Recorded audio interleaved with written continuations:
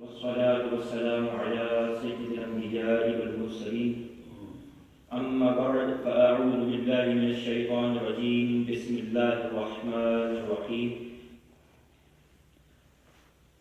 The beloved Messenger of Allah sallallahu alayhi wa sallam have been reported to have said, the hadith has been narrated by Imam Qadi Iyad in his Shifa, world-renowned book, for which the summary is that Rasulullah sallallahu alayhi wa sallam said that on the day of judgment, the one who will be saved from the calamities and from the troubles of that day, where the sun is going to be at an arm's length, the earth is going to be made up of copper, and people will be dipped in their own sweat out of the fear of Allah subhanahu wa ta'ala. So the Messenger of Allah sallallahu alayhi wa sallam said, on that day of trouble, where everybody will be running around to save their lives, the one who will be successful and who will be saved from the troubles of that day will be the one who used to recite salawat upon me abundantly. So, if we want to be saved from the calamities of the Day of Judgment, then one thing that we can do, apart from all the other things, is that we can make it our habit to recite salawat upon Rasulullah sallallahu alayhi wa sallam in abundance. Allahumma salli wa sallim wa barik ala sayyidina wa mawlana Muhammadin ma'ala nabiyyi wal barak alihi wa ashabihi wa barik wa sallim. Alhamdulillah, we are blessed that Allah subhanahu wa ta'ala has once again given us another day, a day in which the entire body is functioning, a day in which the tongue that was speaking last night is still working today. The limbs that were working and functioning yesterday are still functioning today.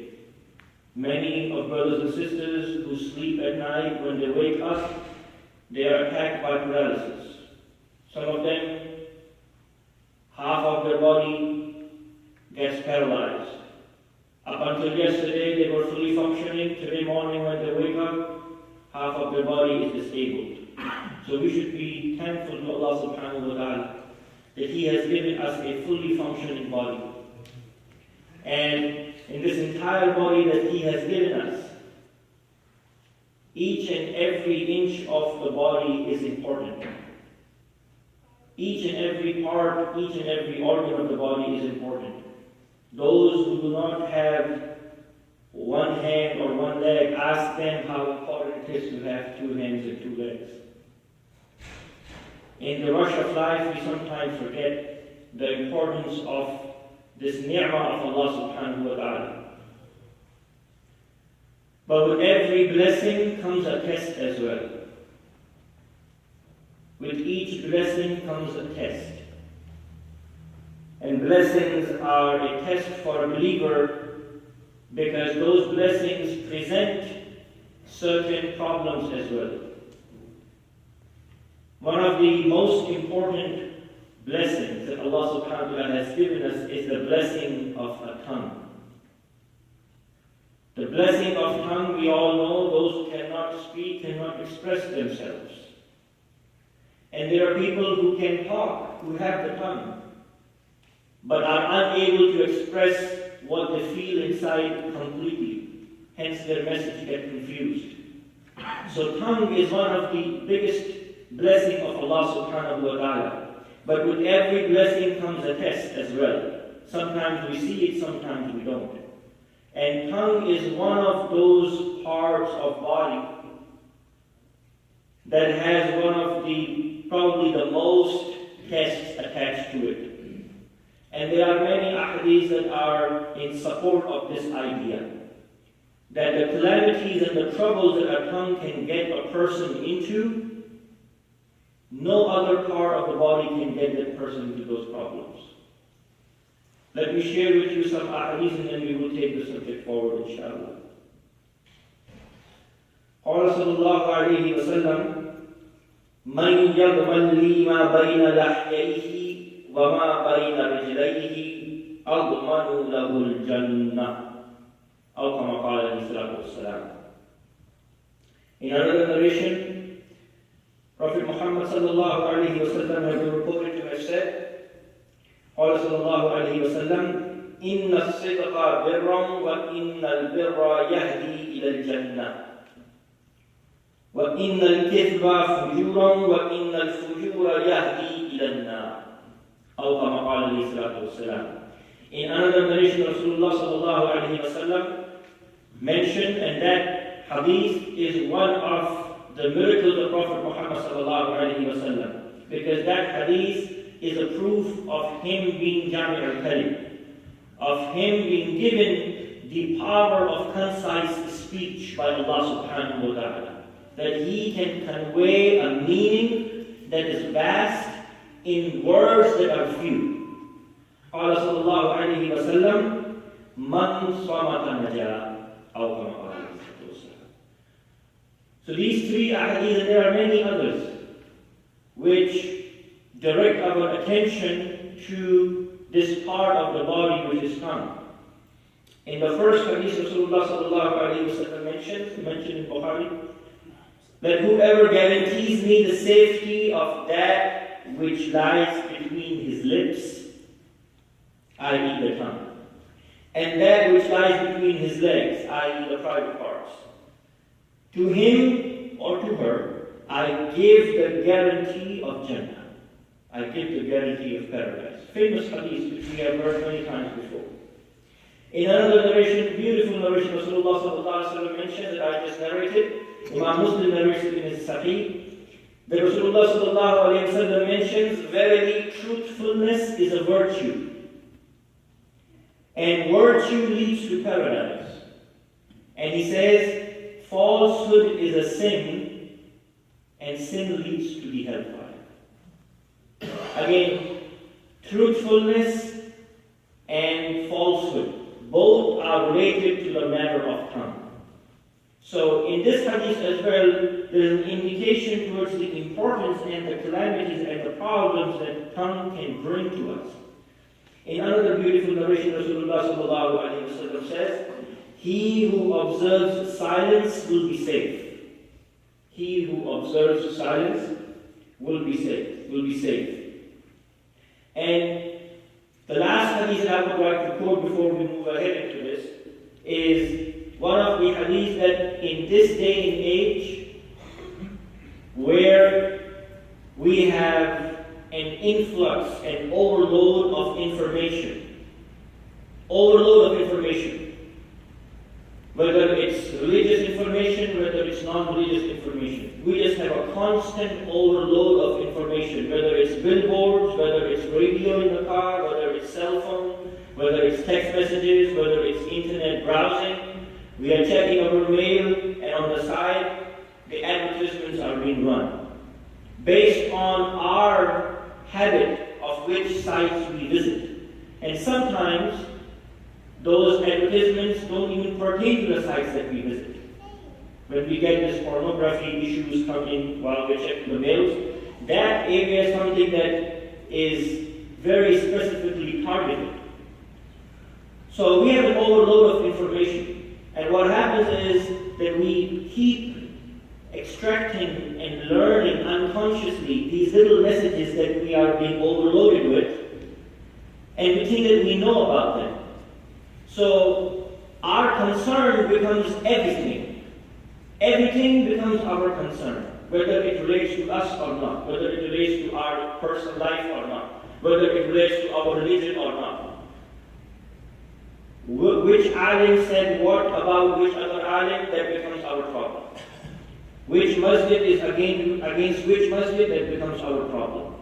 Which imam said a fatwa which we don't understand, becomes our problem. This imam said it is halal, the other imam says it is haram, that becomes our problem. Everything and anything becomes our problem. Listen to what Rasulullah sallallahu alayhi wa sallam has mentioned. Prophet Muhammad sallallahu alayhi wa sallam has said, من حسن الإسلام المرء تركه ما لا يعنيه. أو كما قال عليه الصلاة والسلام. He said that the beauty of person's Islam is to discard those things that do not concern him. Leave those things that do not concern him beautifies a person's religion. Beautiful hadith. And we can all apply that to our own lives. So tongue, the importance of tongue as an organ of the body, and the problems that it brings with it. There is a reason why Rasulullah mentions that he only wants guarantee of these two things. What lies between the lips and what lies between the legs. And then based on that he gives the guarantee of Jannah. So, referring to Imam Ghazali's work, he has a different concept of the material world. So, in his Minhaj al-Abidin, which is considered to be his last book that he wrote, which is debatable because that book has a different order to his other books. But in his book, Imam Ghazali says, he asked a question, he asked a rhetorical question. He says, what is the purpose of these limbs that have been given to us? So first he said, what is the purpose of hands?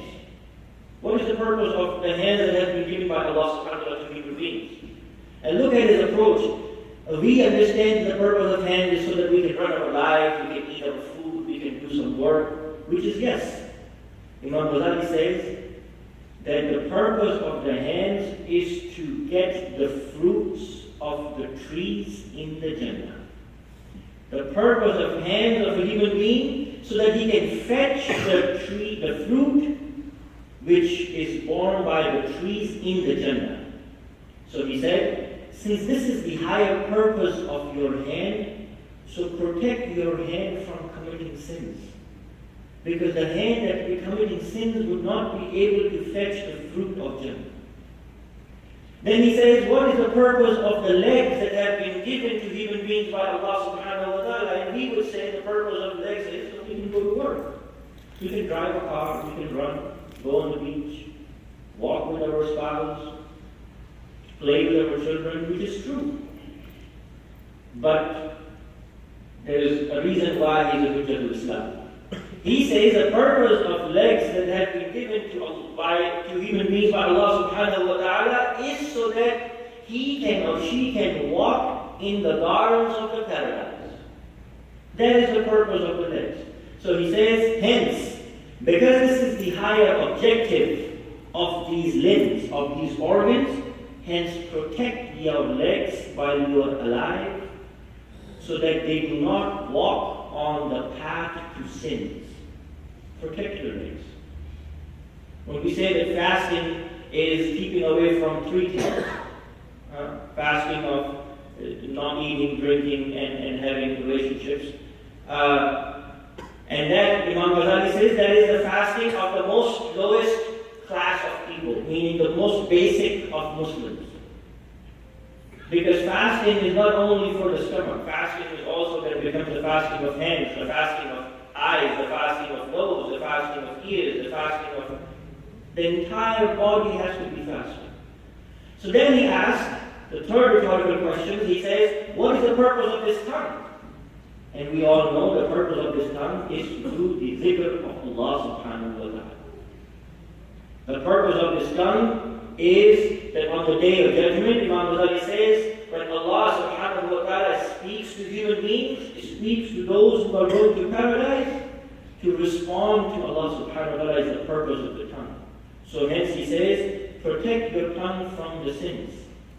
Because a tongue that commits sins would not be able to address and respond to Allah subhanahu wa ta'ala on the day of judgment. And then he says, what is the purpose of eyes?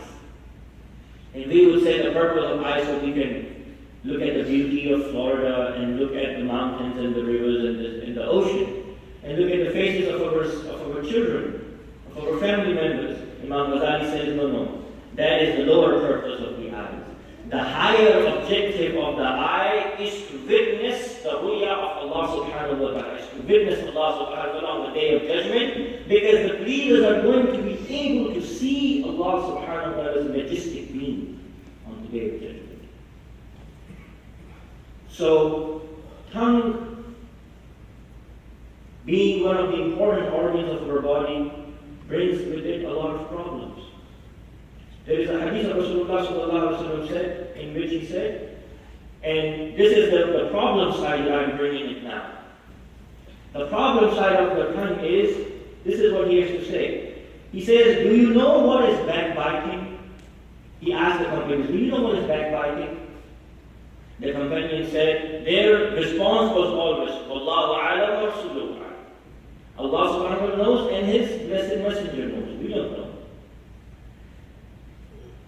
He says, even though they were Arabs, they spoke the same tongue. So they knew by definition what the definition of ghiba is. But they said, we don't know. He says, Rasulullah sallallahu alaihi wasallam says, that ghiba is that if you mention something about your brother which he dislikes, when you mention something about your brother or your sister which he or she dislikes, he stopped here. The companions asked, and this is where the interesting part is. The companion asked, Ya Rasulullah sallallahu alaihi wasallam, what if what we are describing about that individual behind his back or her back, what about that quality or that characteristic that we are explaining to other people about him exists in him? Meaning, it actually, that person, if we are saying this person is, let's say, doesn't pray, right? And we're telling people about it. Oh, he has a long beard, he wears all these jubbas and these turbans, but he doesn't pray. And we're going around telling people. So companion asked, Ya Rasulullah sallallahu alaihi wasallam, what about if, for example, that person didn't really actually pray? So that means that a quality, that characteristic that we are describing exists in him. Rasulullah sallallahu alaihi wasallam mentions, it will be defined as ghiba only if that quality, if that characteristic exists in him. If it doesn't exist in him, then it is a higher sin. It becomes a buhtan. Because you are describing somebody with a characteristic that doesn't exist in him. So that is a lie, and that is snatching the veil of izzah from that Muslim. So our definition of backbiting is actually different from what the hadith says. When we want to express something evil or bad about someone, we first give a clause. Brother, I want to say something, may Allah forgive me for this backbiting. This is how we start. May Allah forgive us for this backbiting. I'm in the house of Allah. But this thing he actually does it. So I'm just stating a fact. I'm just stating the truth. And we start expressing the sins of the other Muslims in front of each other. How are we able to do that? With the power of tongue that Allah subhanahu wa ta'ala has given us. We forget if the Sharia has made it compulsory upon us to actually go about and say this thing about this person. If a person doesn't pray, it's between him and Allah subhanahu wa ta'ala. If a person lies, it is between him and Allah subhanahu wa ta'ala. We as Muslims are not supposed to be, undress the veil of covering from Muslims like that in public. Yes, the Sharia has given some leeway. There are situations in which, if we know that this person has a problem and this person has something that can harm the greater society, and if the Sharia allows us to do that, then we are able to uncover his fault. For example, somebody comes to us and asks, it's an issue of marriage, and the two families are trying to get their sons and daughters married. And someone comes to us because we know this person. He comes to us 5 times. And somebody, the woman's side, comes to us and say, can you tell us something about this person? Because we're about to, marry our daughter to this man. Can you tell us something about this? Do you know about it? Can you testify to this person? At that time, if we know that that person is doing something that is of grave sin, then we might be able to express that in order to protect this entire family from getting involved in this. Or if the Qazi of the state, in other words, the Mufti, has a question that has been asked to him, and that question involves an individual, and he asks you to come and help if you know anything about this issue, then it becomes an obligation for us to express. But otherwise, just because we have an opinion about somebody, and Sharia has not made it compulsory upon us, for us to go around and expressing people's fault to everyone is not what Islam tells us. So backbiting becomes backbiting only when that bad thing that we are expressing is in that person. If it doesn't exist in that person, then it becomes a higher sin. Imam Ghazali, I believe it's Imam Ghazali who mentions this. It's a beautiful way he puts it. He says, have you ever wondered why the tongue is guarded by 32 soldiers of the army? And he is mentioning the set of the teeth. He said, have you ever wondered why the tongue is guarded by 32 teeth? Not only that, it is then guarded by your jaws, and then it is closed by your lips. So it actually takes a lot of things to open up before the tongue can intervene in the matter. It takes a lot of things. You have to first open the lips, then the jaws, and then the teeth, and then the tongue can start saying what it needs to say. He says the reason is because the tongue should be kept in lock unless it is required. And that is the sharaf of the hadith of Rasulullah sallallahu alaihi wasallam said that he who observes silence will be saved. And then the beauty of a person's Islam is to discard those things which do not concern. Another quick point before we close this is there's also a beautiful hadith about that Rasulullah sallallahu alaihi wasallam mentions, and that actually fits today's environment perfectly, is that if a famous figure, a scholarly figure most commonly, if a famous scholarly figure has done something wrong, and then later on, he repents, that okay, I asked Allah subhanahu wa ta'ala, I made a mistake, and now I repent. For common people to keep beating the bush about that person, even though he has repented publicly, for us to keep going back and forth, oh, you know what, 10 years later, this alim guy, this imam has a, 10 years back he said something, and from that time onwards, I just lost all my faith. If a person has repented in the court of Allah subhanahu wa ta'ala, who are we to continuously drag his leg and blame him of issues?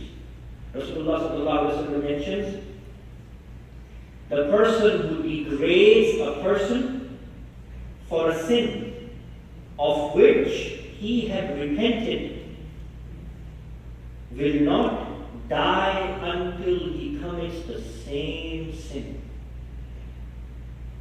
This is a very, very scary thing. That if a person has committed a sin and he has repented, he has asked forgiveness from Allah subhanahu wa ta'ala. And as a Muslim, we have to have husnul zann as well. We have to have good thoughts about other Muslims. A person has repented from a sin, and we are still degrading that person because of that sin, then that person who is doing this act will not die until he commits the same sin that that individual has committed. This is muqaddifatul amal. This is, nowadays we call it karma. The karma, which is you do something bad, the bad comes to you. But we don't believe in that though. But this is the same thing in a sense. So, as Muslims, just like we have other responsibilities, it's our responsibility to protect our tongue. We should think twice before we speak. Because, what we think as our opinion, which is completely true, and I only express myself, whatever I feel, There's a difference between being straightforward and saying whatever we feel is correct.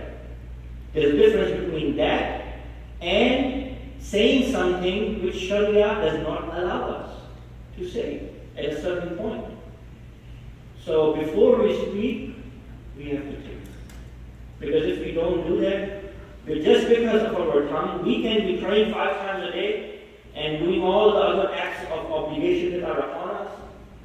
But if we cannot control our tongue, when we speak about other Muslims, when we speak about other things, it's a big problem.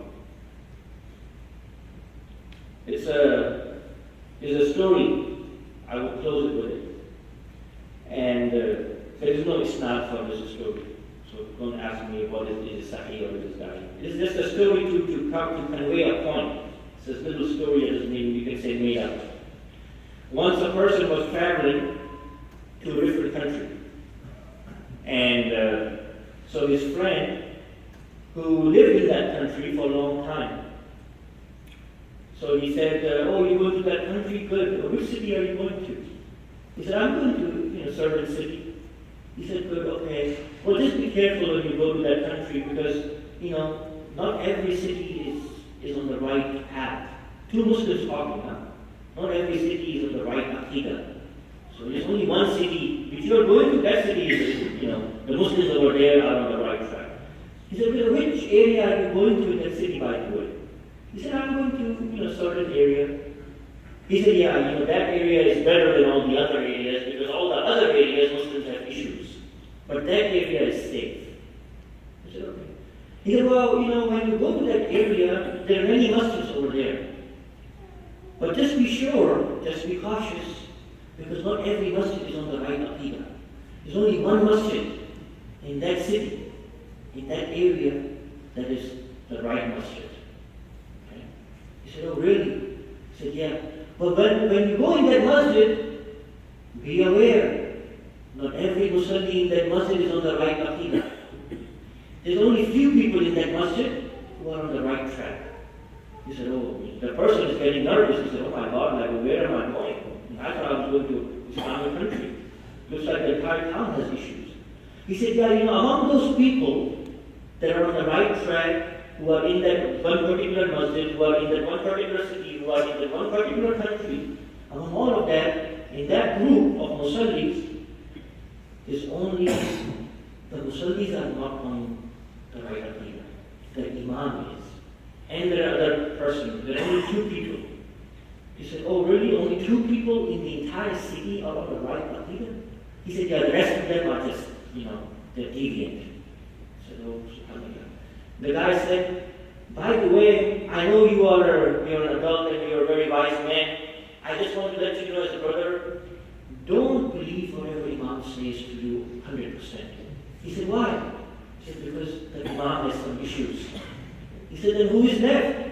He said, I am the other person. So the person who is on the right track is that person who is giving the story. When we cast away, or this nation, this ethnicity, this masjid, this town, this group of people, Arabs, all Pakistanis are like this, all Arabs are like this. When we start casting people like that, we don't know the sins that we are doing. A brother, we were having a discussion a few years back, and he said to me, just be aware when you go to Saudi Arabia. I said, really? He said, why? He said, yeah, in Medina when you go, there's only few people that you can find them that are the real Muslims. I said, really? Because just be careful when you go in there, because, majority of the Arabs are such and such. I was like, stop for that. Do you know what you're saying? Like, who are you talking about? You're talking about the people of the city of Rasulullah sallallahu alaihi wasallam. You're telling me this entire town is like this, even the 2-year child? You're telling me that 2-year kid and the 90-year-old woman and the 70-year-old uncle are like them? Like, how can you cast people away just by using your tongue and not thinking? So this blanket approach of casting people away is we should be careful about this. That is my message to myself, my message to you all, is that as Muslims, we have other problems to take care of. The least that we can do is to say good things from our tongue. Use this ni'mah of Allah subhanahu wa ta'ala so that it can lead us to paradise and not tie us in the hellfire. We ask Allah subhanahu wa ta'ala to protect us from using our tongue in a way that is not allowed by Islam. Amin. And to thinking twice and thrice if necessary before we speak. Ameen. Bi Jahi Nabi Sallallahu Alaihi Wasallam. Few announcements.